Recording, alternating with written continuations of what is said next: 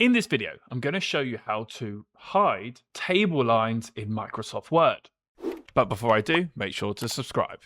In my example, I've got a table and I want to make all the borders or lines that you can see invisible.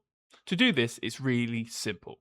First, select the dial at the top of your table, making sure the whole table is highlighted. Then click Table Design. Then we're going to go over to Borders and select the downward arrow and click No Borders.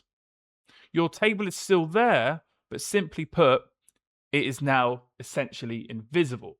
You can still use it and type into it, but like I said, the borders and lines no longer show. A quicker way to do this is select that table again, and we're going to go, make sure you're on Home tab, and we're going to come over to here. Select this, and we're going to click on No Borders, and that will do the same thing as before.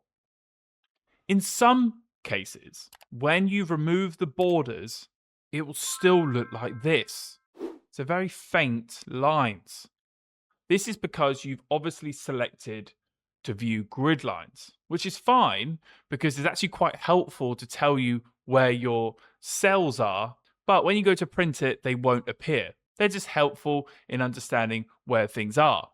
If you don't want them there, that's fine. Select your table again, go to Table Layout this time, and we're going to go over to here, View Grid Lines. Select that once, and it's turned off. Select it again, turn it back on. I think these are really useful, especially if you are creating a table without any borders. Otherwise, you can get lost in, especially in a table with lots of cells.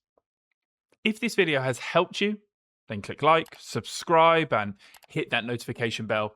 And if you want to learn more about tables, borders, and lines, then visit my website at www.wordmadeeasy.org. The link is in the description below.